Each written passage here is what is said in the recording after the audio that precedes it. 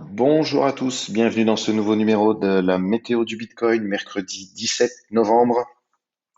Alors, toujours dans le cadre de notre mouvement de retracement, la baisse est-elle terminée? Nous ne le savons pas pour le moment. Nous allons voir dans un temps inférieur si nous trouvons des structures de prix qui nous permettraient de dire attention, on renverse la vapeur, les bulls reprennent le contrôle, ou alors on va continuer à descendre. Ce que l'on constate pour le moment, c'est que nous avons notre niveau weekly des 57 820 qui n'a pas été touché, c'est une bonne chose. On va voir dans les idées de temps inférieures ce qui se passe. Donc en daily, sur la bougie d'hier, donc nous avons une belle bougie baissière qui est venue, enfin une belle bougie importante, qui est venue au contact de la MA50. La MA50 a rejeté le cours, donc sur la MA50, les vendeurs ont repris le contrôle pour repousser le cours et tenter une clôture au-dessus des 60 000. C'est ce qui s'est passé. Nous avons une clôture daily au-dessus des 60 000, donc dans cette zone importante, des 60 000, 68 800. Cela dit, malheureusement, nous sommes repartis à l'attaque, donc à partir des 60 000. Donc ce qu'on aurait aimé voir, c'est effectivement clôture sur les 60 000 et aujourd'hui une belle bougie verte à partir des 60 000 pour repartir à la hausse. Bon, ça s'est pas produit. On est venu, on a tenté, mais les 60 000 maintenant ont rejeté le cours. C'est-à-dire que là, il s'est retrouvé en tant que support. Maintenant, on est en tant que résistance sur les 60 000. Les 60 000 sont à reprendre. On évolue en dessous. Et donc, résistance, les 60 000, support, notre MA50 aux 59 100. C'est le support actuel. Support qui pour le moment tient. Évidemment, en cas de break de la MA50, nous pensons que clairement, c'est pour aller chercher les liquidités qui sont piégées donc sous cette zone. Nous en avons déjà parlé, la zone du double bottom qui a renversé la vapeur du mois de fin octobre, la vapeur et la tendance baissière. Donc ici, mouvement très important, de nombreuses liquidités sont là, les acheteurs, pardon, on a un gros intérêt à défendre ce niveau. On le voit, c'est clairement la lutte qui se fait actuellement, puisque nous avons eu nos deux bougies qui sont venues à quelques dollars près au même endroit. Euh, donc sur les 58 500 58 560 500 voilà 570, on va aller voir ça dans les unités de temps inférieures pour avoir une valeur un peu plus juste. Donc avons-nous ici un bottom? C'est un peu tôt pour le dire. En tout cas, notre MA50 tient et notre dernier creux pour le moment tient également. Voilà, donc c'est réellement le combat d'aujourd'hui et c'est ce qu'il va falloir surveiller. Euh, en H4, donc en H4, on voit, alors nous avons notre niveau des 58 352. C'est un niveau que nous avions tracé en daily. Donc ce niveau daily peut avoir quelques dollars de marge d'écart, on va dire. Mais clairement, on voit que c'est cette zone en fait qui est actuellement travaillée. Donc voilà, entre les 58 564, donc les 58 560 qui ont rejeté donc un, 2, 3 bougies H4. Nous avons 3 bougies H4 qui ont été rejetées là-dessus, plus ici, on a eu aussi notre premier bottom sur ce niveau. Voilà, donc clairement nous avons cette zone, donc voilà, ici, cette zone qui aujourd'hui est défendue et continue à être défendue. C'est le double bottom qui avait été posé fin octobre. Est-ce que ici nous allons avoir la même chose? Donc on peut tout à fait être en train de former un W, c'est ce que l'on va surveiller. Je vous le montre de cette manière-là. Nous pouvons tout à fait être en train de former donc ça, donc ici, et ça, ce serait très intéressant sur support, sur ce support déjà qui avait défendu le cours, qui avait été défendu par les acheteurs, qui avait renversé la tendance.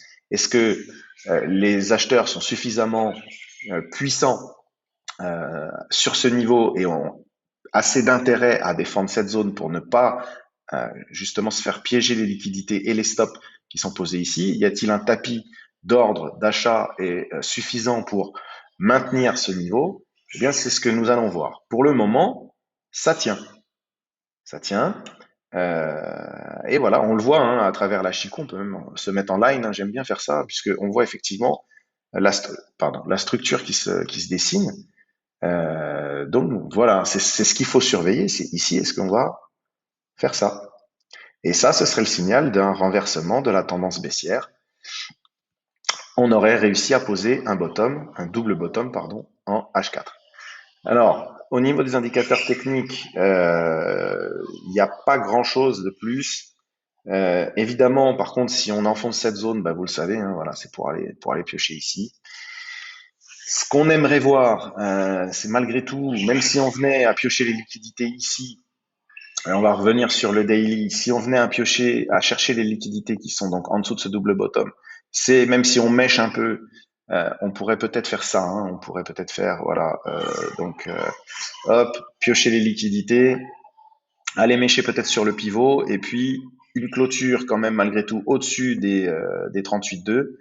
On aurait juste une mèche, une clôture au-dessus des 38,2, même si on fait un plus bas en dessous des 57,820, on aurait quand même maintenu ces 38,2, ce qui nous permettrait de pouvoir envisager la possibilité de ne pas descendre plus bas dans les targets techniques.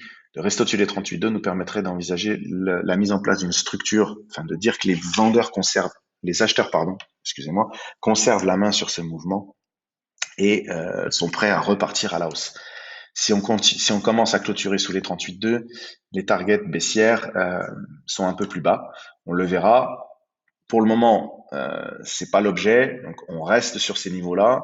Et si jamais effectivement on break les 38,2, on verra quel scénario on peut mettre en place.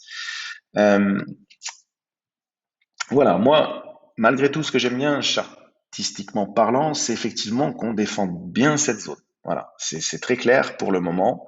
Euh, c'est des niveaux qui sont très importants et tant qu'on reste là, on est pas mal. Donc, cette nouvelle zone, en fait, c'est les 59 080, on va dire, et les 58 550 pour être large. Allez, les 58 550. Voilà. On peut même descendre jusqu'au 58 500, 352, pardon, qui est notre niveau daily que nous avions identifié. Donc, voilà, grossièrement, notez ces trois niveaux-là, c'est la zone importante à défendre, qui pour le moment est défendue. Alors, en H1, je voulais vous montrer au niveau des indicateurs, nous avons quelques divergences sur le RSI. Notre stochastique est vraiment en zone de survente. Donc, voilà, le mouvement baissier,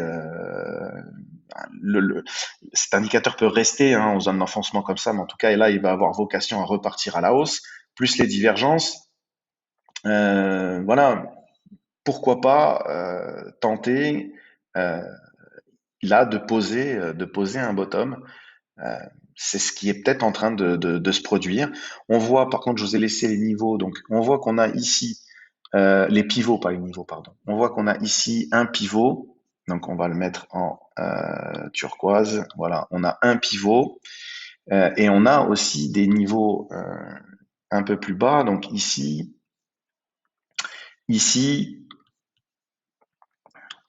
voilà, donc on va les mettre cela en orange.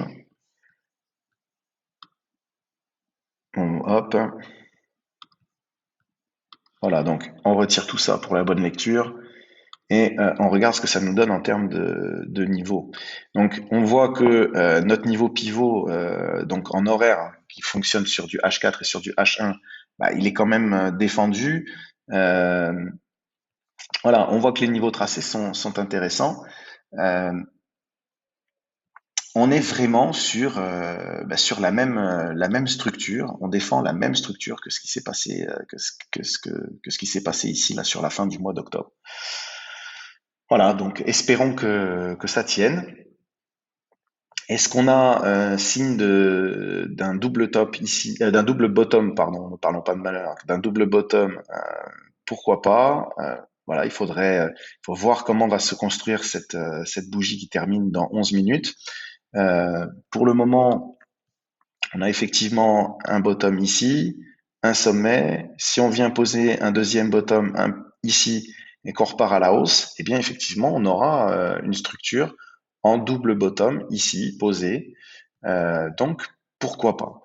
La prochaine bougie va être décisive. Si c'est le cas, évidemment, alors, hop là. Maintenant, ce qu'on va faire, c'est effectivement, voilà, là, on est donc clairement dans un mouvement bearish, mais ici, on a renversé un tout petit peu la vapeur. Donc, pour conserver ce semblant de reconstruction en H1, j'entends, semblant de reconstruction bullish, eh bien, il faut tenir notre plus bas, donc ici, et essayer de faire un nouveau sommet au-dessus des 60 141. Donc, le niveau à reprendre en H1, c'est celui-ci, les 60 142. OK? Et évidemment, il ne faut pas faire de creux plus bas que les 58 565. Donc, niveau qu'on a déjà évoqué dans les unités de temps supérieures. Niveau 58, 560, 550. Voilà, donc, bon, par contre, on voit que ça a du mal à tenir. On voit également que on évolue en dessous de notre Tenkan, en dessous de notre Kijun. Donc voilà, là, faut essayer de trouver support ici, parce que sinon, on va commencer à enfoncer. Euh, voilà. Rien de plus à dire pour moi. J'avais ces petites divergences qui me disaient attention, ça peut éventuellement repartir. À surveiller cette clôture H1, qu'on n'enfonce pas le dernier plus bas. Sinon, vous connaissez les targets. Il faut être vigilant. La journée est à laisser sous observation. Je referai un point si besoin. Sinon, je vous souhaite une bonne journée et je vous dis à demain.